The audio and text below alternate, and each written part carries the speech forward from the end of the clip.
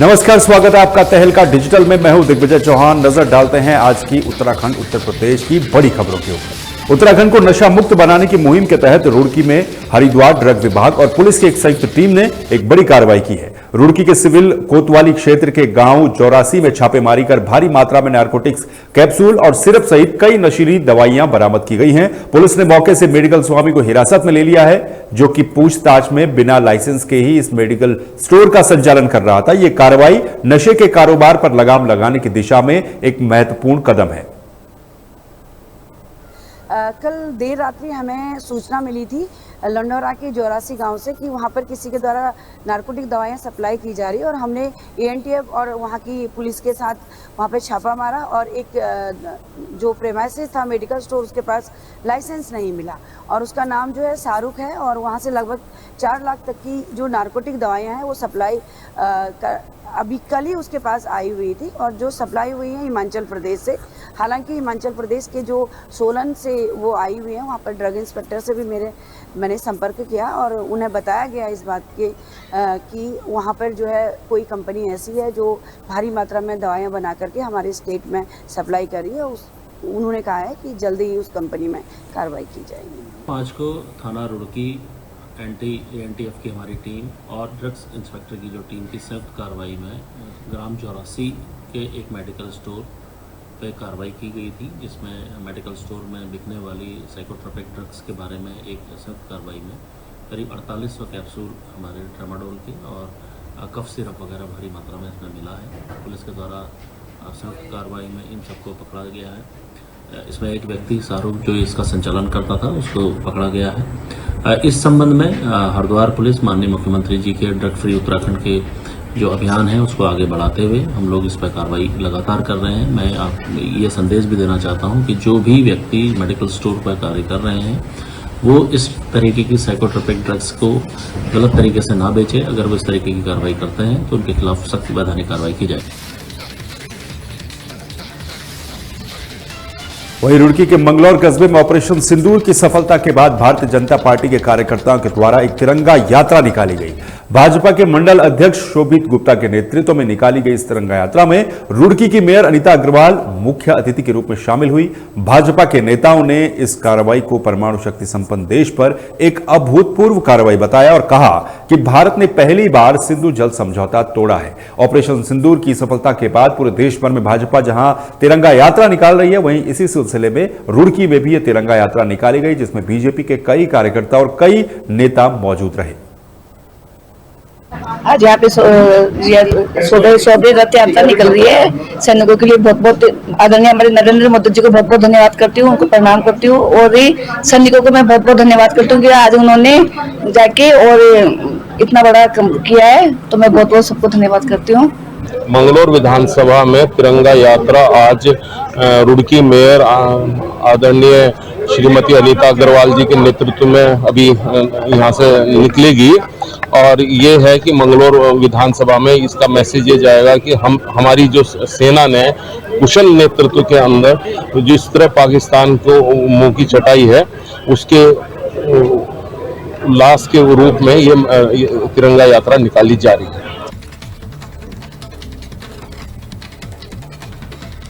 देवभूमि उत्तराखंड में चारधाम यात्रा के पीक पर होने के बाद कई तरह की तैयारियां और व्यवस्थाएं भी देखने को मिल रही है। हरिद्वार से निकले राजस्थान के 25 तीर्थ यात्रियों की जान उस समय जोखिम में पड़ गई जब उनकी बस का ड्राइवर शराब के नशे में धुत होकर वाहन को अनियंत्रित तरीके से चलाने लगा। यात्रियों ने हरबटपुर पंजीकरण स्थल पर शिकायत की, जिसके बाद परिवहन विभाग की टीम ने नशे में धुत ड्राइवर को हिरासत में लिया और उसका लाइसेंस निरस्त कर दिया गया। एआरटीओ अनिल नेगी ने बताया कि इस ड्राइवर के खिलाफ कार्रवाई की जा रही है और उसे पुलिस के हवाले कर दिया गया है, जिसके बाद यात्रियों को दूसरी बस से चारधाम यात्रा के लिए रवाना किया गया। तो आपको बता दें, इस तरह की खबरें भी देखने को मिल रही है, जहां एक शराबी बस ड्राइवर ने चारधाम जा रहे तीर्थ यात्रियों की जान को जोखिम में डाल दिया।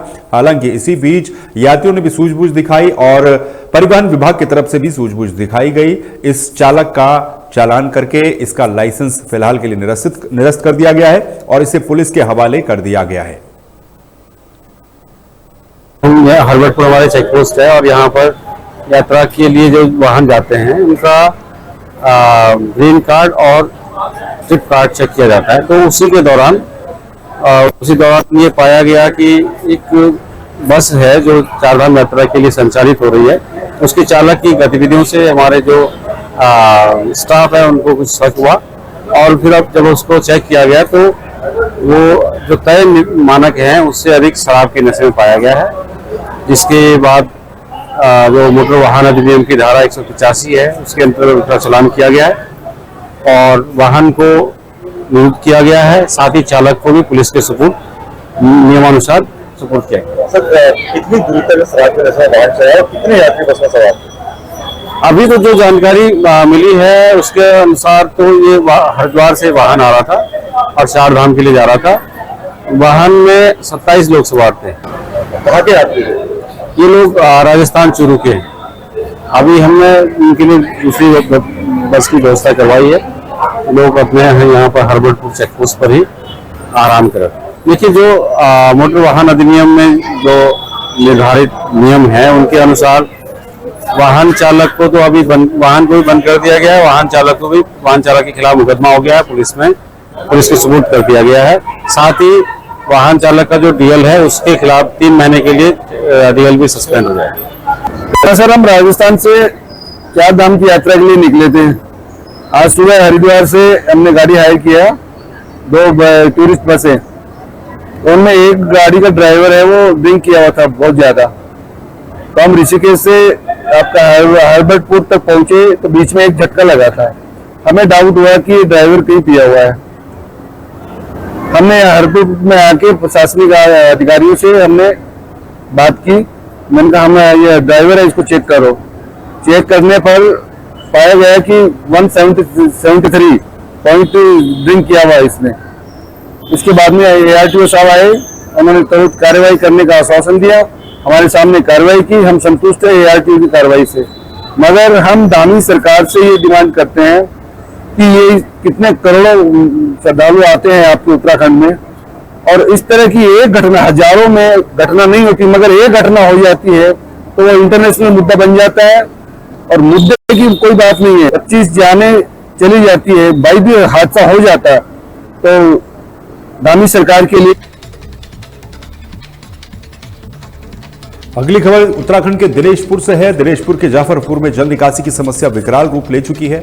नेशनल हाईवे के किनारे की नालियों में पानी भर जाने से स्थानीय व्यापारी और वहां के निवासी परेशान है। कई बार शिकायत के बावजूद भी प्रशासन की ओर से कोई ठोस कदम और ठोस कार्रवाई नहीं की जाती, जिसके बाद स्थानीय लोगों ने सरकार और NH प्रशासन के खिलाफ जमकर नारेबाजी करते हुए विरोध प्रदर्शन किया।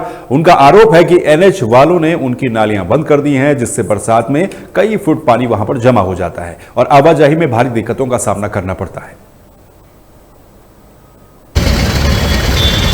कहाँ चूक हो रही है? बीच में इन लोगों ने इस समस्या को मेरे सिर पे टाल रखा था कि आगे सरदार जी की बिल्डिंग है वो खोदने नहीं देते। तो बीच में NH वाले मेरे पास आए, मैंने कहा आपका स्वागत है, आप आइए, खोदिए, नाला बनाइए। तो उसके बाद आश्वासन दिया, फिर आए नहीं। फिर मैंने खुद फ़ोन किया 2 बार, फिर वो आए तो फिर वो मेजरमेंट देके चले गए कि यहाँ पे हम खोदेंगे। तो मैंने कहा ठीक है आप आइए, स्वागत है आपका।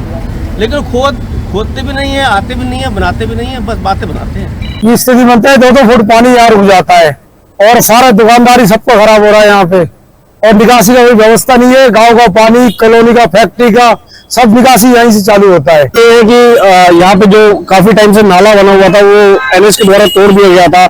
उसके बाद NH वाले भी बहुत बार आए हैं लेकिन इसकी समस्या का हल कभी नहीं हुआ। हमने विधायक जी से भी बोला, विधायक जी भी 3 साल पहले आए थे, उन्होंने देखा, आश्वासन दिया कि हम करवा देंगे, बट आज तक वो भी नहीं आए, कोई सुनता नहीं है। अभी लास्ट हफ्ते भी आए थे, हमने फोन भी किया था, वो कह रहा अभी मेरे पास टाइम नहीं है। कोई कुछ करने को राजी नहीं है। आप देख सकते हैं, दिखा भी सकते हैं आप कैसे पानी भरा हुआ है। एक ग्राहक तो चढ़ता नहीं है तो कैसे दुकानदारी करेंगे, सब भाग जाते हैं, कोई सुनता ही नहीं है। NH वाले आते हैं वो चले जाते हैं, मंत्री जी आते हैं वो चले जाते हैं। वहीं हल्द्वानी में श्रद्धालुओं की भीड़ का फायदा उठाकर चेन स्नेचिंग करने वाले एक गिरोह का भंडाफोड़ हुआ है। एसएसपी प्रहलाद मीणा के निर्देश पर SOG और मोहानी पुलिस की संयुक्त टीम ने कार्रवाई करते हुए पति पत्नी समेत 3 चेन स्नेचरों को गिरफ्तार किया है। पुलिस ने इनके पास से 2 सोने की चेन और 1 मंगलसूत्र भी बरामद किया है। आरोपियों ने पूछताछ में कबूला है कि वो बालकनाथ मंदिर में भागवत कथा के दौरान भीड़ में वारदात को अंजाम दिया करते थे। मार्गदर्शी मुखानी और SOG की टीम ने इसमें 3 लोगों को गिरफ्तार किया है। जो इस अपराध में शामिल थे ये लोग बेसिकली दिल्ली के रहने वाले हैं और वहाँ से निकले। ये इनका ये कहना है कि कैची धाम दर्शन करने आए थे, लेकिन इन लोगों को बीच में पता लगा कि मुखानी क्षेत्र में कोई कथा हो रही है और इनके जो है उसी कथा के आधार पर उन्होंने अपना एक क्राइम का प्लान किया। ये कथा में शामिल हुए और वहाँ पर जो महिलाएं थी उनके गले से इस तरीके से हमने मंगलसूत्र जो है चुराने की घटना की। हमारे पुलिस ने जो इस घटना में शामिल कार है वो भी बरामद कर ली है। इन लोगों के कब्जे से जो 2 चैन है और 1 मंगलसूत्र उसकी बरामदी कर ली गई है। इसमें 100% बरामदगी हमारे पुलिस के द्वारा और इस घटना में शामिल जो 3 लोग हैं उनको गिरफ्तार किया गया है। हल्द्वानी के ओल्ड ITI क्षेत्र में सड़क चौड़ीकरण के नाम पर 150 से ज्यादा पेड़ों को काटा गया, लेकिन उसके बाद हालात बद से बद होकर चले गए। पेड़ों की जड़ें हटाने के बाद बने गहरे गड्ढे और सड़क के एक तरफ नगर निगम के द्वारा डाली गई रेत बजरी लोगों के लिए मुसीबत बन गई है। पैदल चलने वालों और दोपहिया वाहन चालकों को भारी दिक्कतों का सामना करना पड़ रहा है, जिससे आए दिन लोग गिरकर चोटिल हो जाते हैं। स्थानीय निवासियों ने प्रशासन से जल्द सड़क की मरम्मत करने और बजरी को हटाने की मांग की है। वहीं सिटी मजिस्ट्रेट ने शिकायत मिलने के बाद गड्ढे भरने और सड़क को समतल करने के निर्देश भी दिए हैं। सर ये जो गड्ढे हैं यहाँ पर ये वन विभाग वाले जड़ तो यहाँ से निकाल के ले गए और उसके बाद ये गड्ढे ऐसे छोड़ गए। ये 1 महीना हो गया लगभग इसमें, आए दिन गाड़ियाँ फंस रही हैं और ये बजरी भी है। फिर कल यहाँ पे शाम के टाइम एक बाइक वाला आया था, ये 2 टायर के निशान भी इसमें, और इसमें पानी भरा था। पानी भरे के कारण ये पानी दिखा नहीं इसमें गड्ढा। अभी गड्ढे में फिर वो बाइक ले गिर गया, उसके कपड़े लत्ते सब बैग वैग सब फंस गया, खराब हो गया। उसके कपड़े चेंज कराए फिर। ठीक बहुत है, आए दिन एक्सीडेंट वगैरह होते रहते हैं। यहाँ देखिए कैसे कैसे गंदगी हो रही है, कितने कितने गड्ढे गहरे पड़े हुए हैं गड्ढे। इनकी शिकायत कितनी बार कर ली, कोई सुनवाई नहीं है। कहीं से कहते कोई सुनवाई नहीं हो रही है इसकी।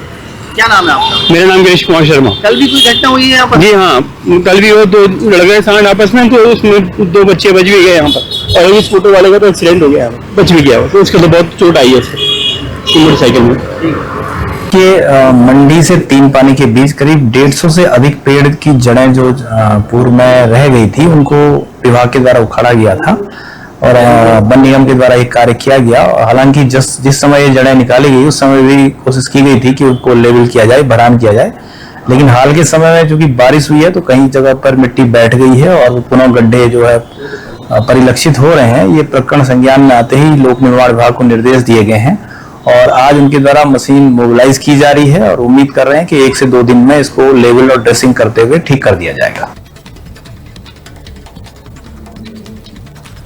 समाजवादी पार्टी की मुश्किलें कम होने का नाम नहीं ले रही है। हाल ही में समाजवादी पार्टी के एक्स यानी कि ट्विटर अकाउंट से उत्तर प्रदेश के उप मुख्यमंत्री ब्रजेश पाठक और उनके परिवार के बारे में आपत्तिजनक टिप्पणी की गई, जिसमें पाठक के DNA को सार्वजनिक करने की बात कही गई। इस घटना के बाद लखनऊ के छात्र नेताओं ने उप मुख्यमंत्री का समर्थन करते हुए सपा अध्यक्ष से सार्वजनिक रूप से माफी मांगने की मांग की और ऐसे व्यक्ति के खिलाफ कार्रवाई कर उसे पार्टी से बर्खास्त करने की भी मांग की। इस पूरे मामले को लेकर लखनऊ के वजीरगंज थाने में FIR भी दर्ज करवाई गई है। आज लखनऊ विश्वविद्यालय के जुड़े हुए सभी महाविद्यालय और लखनऊ यूनिवर्सिटी के छात्र नेता, छात्र संघ के पदाधिकारी सारे लोग थे। आज का जो विषय था उसमें लखनऊ विश्वविद्यालय छात्र संघ के पूर्व अध्यक्ष आदरणीय ब्रजेश पाठक जी के व्यक्तिगत जीवन पर टिप्पणी की गई। ये कहीं न कहीं व्यक्तिगत आज़ादी, व्यक्तिगत स्वतंत्रता पे कुठाराघात है और इस तरह की चर्चा अगर एक राष्ट्रीय अध्यक्ष, इंजीनियर, पढ़े लिखे व्यक्ति द्वारा की जाए, उनके ट्विटर हैंडल से उनके द्वारा अगर ये की जाए तो ये बहुत ही निंदनीय बात है। और चारू मिश्रा जी छात्र संघ के अध्यक्ष रहे, उन्होंने FIR कराई है। हम कहते हैं उसमें कार्रवाई हो और जो भी उन्होंने कहा है उस पर या तो माफ़ी मांगे या उन पर FIR जो है की गई है उस पर कार्रवाई हो। क्योंकि इसमें विषय था कि हरदोई के SP नीरज यादव ने जनपद में शांति, सुरक्षा और कानून व्यवस्था का जायजा लिया। SP ने पुलिस बल के साथ कंपनी गार्डन सहित शहर की मुख्य मार्केट और सिनेमा रोड से होते हुए पैदल गश्त की। इस दौरान उन्होंने संदिग्ध व्यक्तियों और वाहनों की चेकिंग भी की, जिससे शहर में सुरक्षा व्यवस्था को मजबूत किया जा सके।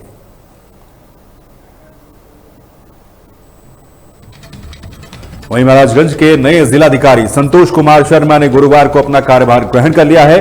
कोषागार में गार्ड ऑफ ऑनर के साथ ही चार्ज लेने के बाद जिलाधिकारी शर्मा ने कहा कि उनकी प्राथमिकता शहर योजनाओं, सरकारी योजनाओं का लाभ अंतिम व्यक्ति तक पहुंचाना है और फाइलों का त्वरित निपटारण करना है।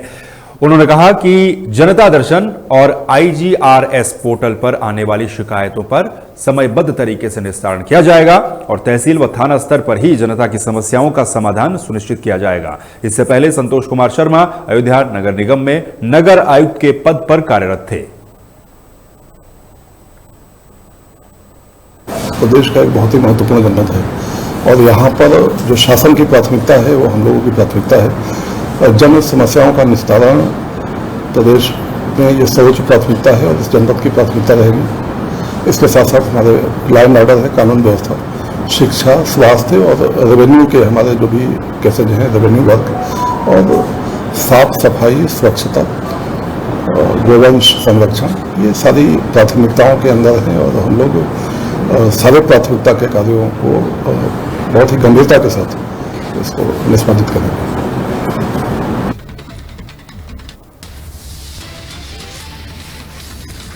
वहीं हरदोई के पुलिस अधीक्षक नीरज कुमार यादव ने शुक्रवार को जनपद रिजर्व पुलिस लाइन के परेड ग्राउंड में परेड का निरीक्षण किया। इस दौरान उन्होंने डायल 112 और RTC बैरक सहित अन्य सुविधाओं का भी जायजा लिया और संबंधित अधिकारियों को आवश्यक दिशा निर्देश दिए। यह निरीक्षण पुलिस विभाग की तैयारियों और कार्यप्रणाली की समीक्षा के उद्देश्य से किया गया था ताकि जनपद में कानून व्यवस्था को और बेहतर बनाया जा सके।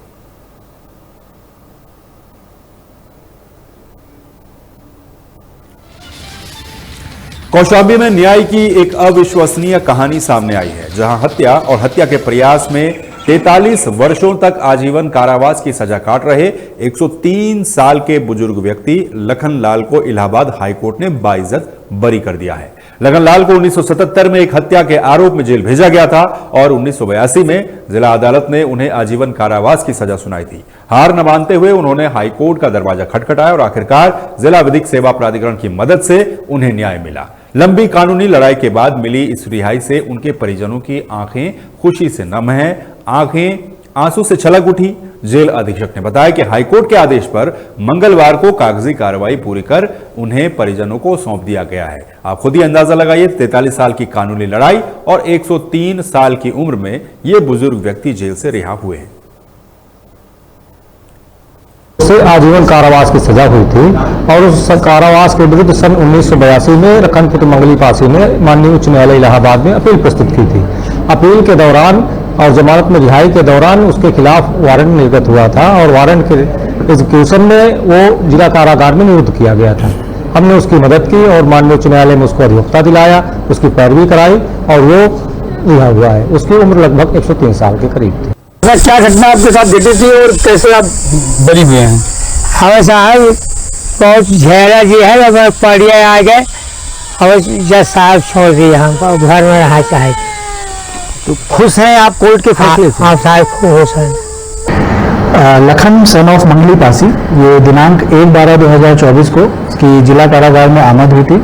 जेल प्रशासन को पता चलती है कि इसकी उम्र 103 साल है, तो विशेष सुविधाएं जो बुजुर्ग और बीमार बंदियों को दी जाती हैं उसके अंतर्गत इनको अस्पताल में रखा गया और वहां पर दूध और उचित आहार और फलाहार ये सारी व्यवस्थाएं करी गई, जिससे इनके स्वास्थ्य में सुधार भी था।